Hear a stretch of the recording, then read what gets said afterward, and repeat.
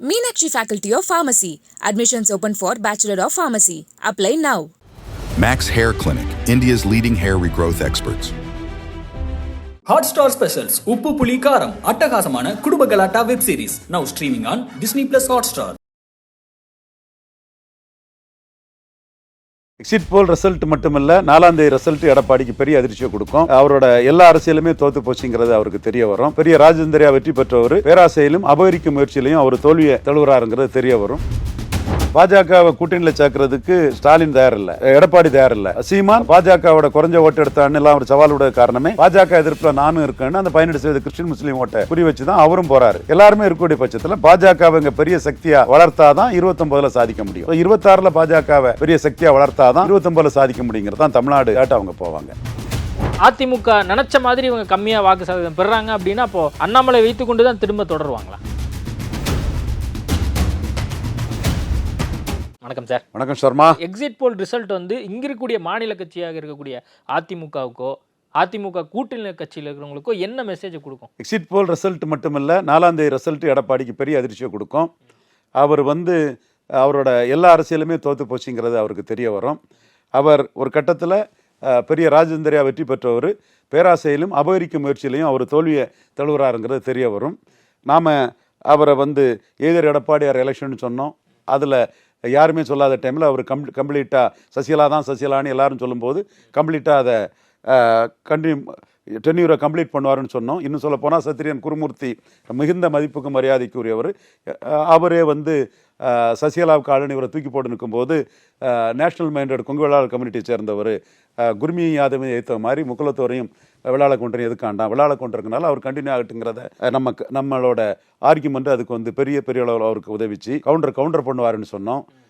அவர் குடிமராமத்து பணிகள் பண்ணார், காவிரியை பாதுகாக்கப்பட்ட டெல்டா மண்டலமாக அறிவித்தார், தென் அரசு பள்ளி மாணவருக்கு 7.5% கொடுத்தாரு, நல்லா தான் இருந்தார். அந்த இடஒதுக்கீடில் அநீதி பண்ணார்.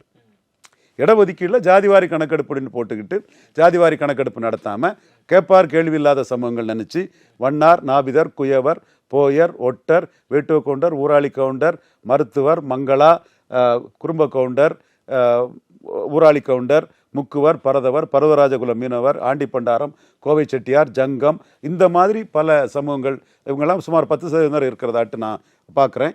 சட்டநாதன் கமிஷன் இவங்களுக்கு பரிந்துரை பண்ணிச்சு. எந்த திராவிட கட்சிகளும் கண்டிக்கல. இவர்கிட்டே நான் இதை தான் சொன்னேன், வெளிப்படையாகவே நான் சொன்னேன். அந்த இடத்துல ஜாதிவாரி கணக்கெடுப்பு நடத்தாமல் ஜாதிவாரி கணக்கெடுப்பு நடத்தி 1931 சென்சஸ் படி 17 இருந்தால் அதுக்கு தக்கன பத்திரிக்கை மேலே இது கொடுங்க. No objection. பட் நீங்கள் ஜாதிவாரி கணக்கெடுப்பு நடத்தாமல் வெளிப்படைத்தன்மை இல்லாமல் கொடுக்கும்போது இந்த சமூகங்களுக்கு அநீதி அளிக்கும் போது நாம் அவருக்கு எதிராக அந்த குரலை வச்சோம். நம்ம சகோதரர் பிராண்டிங் மாஸ்டர் சுனில் கனகூல் அவரு கூட நன்றாகவே தெரியும்.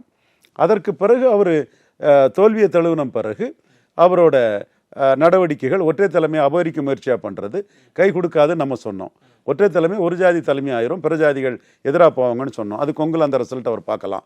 தேவர் சமுதாயத்துக்கு எதிராக பன்னீருக்கு எதிராக மற்ற அவ்வளோ அன்அசீமிங் தேவர்களை வச்சுக்கிட்டு அசீமிங் சிஎம்மாக இருந்த அசீமிங் தேவர் பன்னீருக்கு எதிராக இவங்களை வச்சு அரசியல் பண்ணால் பன்னீரை இவர் வீழ்த்திட்டாரு. சகோதரர் பாண்டே சொல்கிற மாதிரி அடித்ததெல்லாம் டான், சசிகலா, தினகரன், பன்னீர்னு நினச்சா நாடார்கள்லாம் நெகட்டிவாக ஓட்டு போடுவாங்கன்னு நினச்சாரு. அப்படி இல்லை, நாடார்கள் அவேர் ஆகிட்டாங்க. நாங்கள் பாசிட்டிவ் சோஷியல் ஜஸ்டிஸில் நீங்கள் எந்த ஜாதிக்கும் எதிராக ஓட்டு போடக்கூடாது, பாசிட்டிவாக உங்களுக்கு என்ன போடுங்க அதை போடுங்க. ஓவர் ஸ்மார்ட்னு நினச்சி ஒரு ஜாதிக்கு எதிராக இன்னொரு ஜாதியை திருப்பி எடப்பாடி பழனிசாமி முன்னொரு காலத்தில் கலைஞர் கருணாநிதி செய்வார். அந்த அரசியலை எடப்பாடி பழனிசாமி செய்ய வராரு. இந்த அரசியலுக்கு நீங்கள் ஆட்படக்கூடாது. மிக மோசமாக கன்னியாகுமரி, திருநெல்வேலி, தூத்துக்குடி தொகுதிகளில் எடப்பாடி பழனிசாமிக்கு தோல்வியை கொடுக்கணுங்கிறத களத்தில் போய் நாம் பிரச்சாரம் பண்ணோம். அதுவும் இப்போ எதிரொலிக்கும். ஸோ இந்த தேர்தல் முடிவு 2024 கூட்டணி அமைக்க முடியாமல் கஷ்டப்பட்ட எடப்பாடி பழனிசாமி 26லையும் கூட்டணி அமைக்க முடியாமல் கஷ்டப்படுவார். பொறுத்திருந்து பாருங்கள். அதான் எடப்பாடி பழனிசாமிக்கு ஒரு பேர் அதிர்ச்சியாக இருக்கும் அப்படின்னு நீங்கள் சொல்கிறீங்களே. அப்போ என்டிஏ கூட்டணி இங்கே தமிழ்நாட்டில் அண்ணாமலை சொல்கிறார் ஜூன் 4க்கு பின்பாக என்ன நடக்குங்கிறது நீங்கள் பொறுத்திருந்து பாருங்கள்.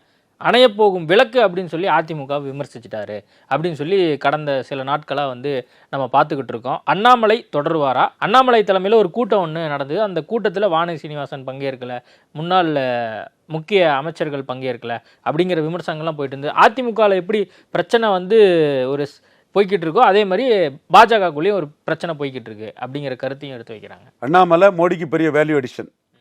3.7 அதிமுக கூட்டத்தில் எடுத்த வாக்கை விட 2 மடங்குக்கு மேலே 8% மேலே கண்டிப்பாக எடுப்பார். பலர் ரொம்ப கையறிலே சொல்கிறாங்க.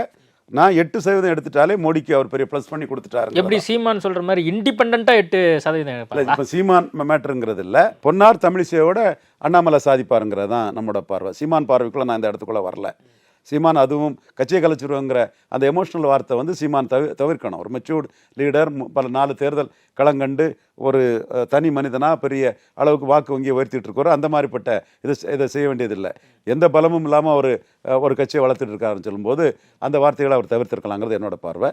இது பாஜக தலைவர்கள் மத்தியில் அண்ணாமலை மோடிக்கு பெரிய வேல்யூ அடிஷனாக நிற்பார். அதனால அண்ணாமலை வந்து அவங்க பிரசிடெண்டாக இல்லை, பவர்ஃபுல் பிரசிடெண்டாக ஒரு லீடர் மெட்டீரியலாக அவங்க ப்ரொமோட் பண்ணுறாங்க. அதான் 2026 வரைக்கும் அவர் தான் தொடர்வார் அப்படின்லாம் வந்து பேசப்பட்டிருக்கு. அந்த கூட்டத்தில் பங்கேற்கல வானதி சீனிவாசன், பொன் ராதாகிருஷ்ணன், அந்த மாதிரி ஆட்கள்லாம் பங்கேற்கல. ஏதோ பிரச்சனை நடக்குது கட்சிக்குள்ள அப்படிங்கிறாங்க. 2.7% வாக்கு எடுத்து 4 சீட்டு ஜெயித்த கட்சி, 3.7% வாக்கு மக்களவையில் எடுத்து 0 சீட்டான கட்சி, 8% மேலே போயிட்டா 26 பெரிய பிளேயர், 26 பெரிய பிளேயராக இருந்தால் 29 மோடிக்கு தமிழ்நாட்டில் சீட்டு பெரிய அளவில் கன்வெர்ட் ஆகுறதுக்கு வாய்ப்பு இருக்குது. பாஜகக்குள்ள நடக்கக்கூடிய இந்த பல்வேறு அந்த மாற்றங்கள் இருக்கு இல்லையா, அது இந்த ஜூன் 4க்கு பின்பாக எந்த மாதிரி ஒரு ஃபோக்கஸை நோக்கி போகுது? வாக்கு சதவீதத்தில் அண்ணாமலை சாதிச்சிட்டாருன்னா நீங்கள் சாதிச்சு மேலே வாங்கன்னு தான் சொல்லுவாங்க. ஏன் சந்திரசேகர ராவோட கூட்டணி வைக்கணுங்கிற கருத்தை தான் நாம் சொன்னோம். அவங்க பெரிய அளவுக்கு ஏறி போக முடியும், தெலுங்கானாவை கைப்பற்ற முடியுங்கிற ஒரு சூழ்நிலை வரும்போது சந்திரசேகர ராவோட கூட்டணி வேண்டாம், தனிச்சே போகணுங்கிற முடிவை அவங்க எடுக்கிறாங்க. அதே மாதிரி இங்கே அண்ணாமலை தலைமையில் கட்சியை வளர்த்தா தான் இங்கே மரியாதை இருக்கும். அல்லது 18% கிறிஸ்டின் முஸ்லீம் ஓட்டுக்காக ஸ்டாலின் எந்த காலமும் வின் ஃபர்ஸ்ட்னு போகக்கூடிய ஒரு கூட்டணி வரமாட்டார். எடப்பாடி பழனிசாமி 2001 கலைஞர் தோத்த மாதிரி, 2006 ஜெயலலிதா தோத்த மாதிரி, 2021 அவர் தோத்த மாதிரி பாஜகவோட போனால் கண்டிப்பாக தோக்கணும் உறுதியாக இருக்கிறாரு. இதுதான் ஜெயக்குமாருக்கு கருத்து, CV சண்முகத்துக்கு கருத்து. இப்படி அவர் கட்சியில் வரக்கூடிய 2ஆம் கட்ட தலைவர்கள் பாஜக எதிர்ப்பில் ரொம்ப தெளிவாக இருக்கும்போது பாஜகவோட ஒரு கூட்டணி வரமாட்டார். அடுத்தால பாஜக என்னோட அதிக ஓட்டு எடுத்தால் கட்சியை கலைச்சிடும்னு சொல்லக்கூடிய அளவுக்கு பாஜக எதிர்ப்பை முன்னெடுத்துட்டு போகிறாரு நாம் தமிழர் சீமான். அப்போ முதல் லீடரும் பாஜக எதிர்ப்பில் உறுதியாக இருக்கிறாரு, 2வது லீடரும் பாஜக எதிரில் உறுதியாக இருக்காரு, 3வது லீடரான சீமானும் பாஜக எதிர்ப்பில் உறுதியாக இருக்கிறாரு. 2021 இதை புள்ளிவரத்துக்கு சொல்கிறேன். கட்சியை பெருசாக வளர்த்தாதான் இங்கே பாஜகவுக்கு சாதிக்க முடியும். Modi will never accept defeat anywhere. தமிழ்நாட்டிலையும் ஒரு தோல்வியை ஒத்துக்கிடாமல் அண்ணாமலை தலைமையில் கட்சியை வளர்க்குறது தான் வழி. ஸோ அதில் நயினார் சொல்கிறதோ, பொன்னார் சொல்கிறதோ, வானதி சொல்கிறதோ நடைமுறையில் வந்து பாஜக பொன்சாய் மரமாக போகிறதுக்குள்ள வாய்ப்பை தான் கொடுக்கும். 8% மேலே கொண்டு வந்துட்டாருன்னா அண்ணாமலை அடுத்த கட்டம் மேலே ஏறி போகிறதுக்கு இந்துத்துவா தலைவர் ஜெயலலிதான்னு சொல்கிறதெல்லாம் இது அதிமுகவுக்கும் பாஜகவுக்கும் கூட்டணி வந்துடக்கூடாதுங்கிறதுல எடப்பாடியும் குறியா இருக்காரு, அண்ணாமலையும் குறியா இருக்காரு. இல்லை, அதைத்தான் நானும் கேட்குறேன். இப்போ ஜெயலலிதா வந்து இந்துத்துவ தலைவர்னு சொல்லி ஏன் அண்ணாமலை சொல்லணும்? பாஜக தலைவர்கள் பற்றி அவர் பேசலாமே, ஏன் வந்து அதிமுக தலைவரை பற்றி வந்து அண்ணாமலை பேசுகிறான்னு சொல்லி ஜெயக்குமார், RB உதயகுமார் கடுமையான விமர்சனங்கள் வைக்கிறாங்க. இது நல்லதுதான்னு CV சண்முகம், ஜெயக்குமார் போன்றவங்கெல்லாம் விரும்புவாங்க. ஏன்னா பாஜக அதிமுக கூட்டணி வந்துட்டுன்னா கிறிஸ்டின் முஸ்லீம் ஓட்டு தங்களுக்கு சுத்தமாக வராது, தங்கள் தொகுதியில் நாம் தோற்று போவோம்னு CV சண்முகமும் ஜெயக்குமாரும் நினைக்கிறாங்க. ID மூர்த்திகிட்ட தோத்தது 30,000 கிறிஸ்டின் முஸ்லீம் ஓட்டு வரலங்கிறது தான் ஜெயக்குமாருக்கு கருத்து. அப்போ அவங்க இந்த கூட்டணி வரக்கூடாதுன்னு நினைக்கிறாப்புல. இந்த கூட்டணி வராமல் தடுத்தது எடப்பாடியின் பங்கும் அண்ணாமலையின் பங்கும் தான். அண்ணாமலையை தவிர மற்ற பிஜேபி லீடர்ஸ் வந்து கூட்டணி வேணும்னு நினைக்கிறாங்க. வானதி, நயினார், கருநாகராஜன் அவங்க அந்த மைண்ட் செட்டில் இருக்காங்க. அந்த முரண்பாடு காரணமாக தான் இந்த கூட்டத்தில் இவங்கெல்லாம் பங்கேற்கலையா? 4ஆம் தேதி ரிசல்ட்டுக்கு பிறகு பார்த்துக்கலான்னு கூட அவங்க நினைக்கலாம். அண்ணாமலை மோடிக்கு வேல்யூ அடிஷன் அப்படி இருக்கும்போது அவங்க அதில் கட்சி கட்டுப்பாட்டோட அதில் தான் பயணிப்பாங்க. இல்லை, இப்போ அண்ணாமலையை வச்சுட்டு நம்ம 2026 வரைக்கும் இப்படியே டிராவல் பண்ணலாம் அப்படின்னு சொல்லி தேசிய தலைமை ஒருவேளை வாக்கு சதவீதம் உயரும் பட்சத்தில் அந்த மாதிரி முடிவு எடுக்கலாம். ஒருவேளை அதிமுக நினச்ச மாதிரி இவங்க கம்மியாக வாக்கு சதவீதம் பெறுறாங்க அப்படின்னா அப்போது அண்ணாமலை வைத்து கொண்டு தான் திரும்ப தொடருவாங்களா? அண்ணாமலை வச்சுட்டு தான் தொடருவாங்க. ஏன்னா பாஜகவை கூட்டணியில் சேர்க்கறதுக்கு ஸ்டாலின் தயார் இல்லை, எடப்பாடி தயார் இல்லை, சீமான் பாஜகவோட குறைஞ்ச ஓட்டு எடுத்தான்னு எல்லாம் ஒரு சவாலோட காரணமே பாஜக எதிர்ப்பில் நானும் இருக்கேன்னு அந்த 18% கிறிஸ்டின் முஸ்லீம் ஓட்டை குறி வச்சு தான் அவரும் போகிறாரு. ஸோ இப்படி எல்லாருமே இருக்கக்கூடிய பட்சத்தில் பாஜகவை இங்கே பெரிய சக்தியாக வளர்த்தாதான் 29 சாதிக்க முடியும். ஸோ 26 பாஜகவை பெரிய சக்தியாக வளர்த்தாதான் 29 சாதிக்க முடியுங்கிறது தான் தமிழ்நாடு இதாட்ட அவங்க போவாங்க. ஓகே, இப்போ தமிழ்நாட்டில் தியானம் பண்ணி முடிச்சுட்டு மோடி கிளம்பிட்டாரு.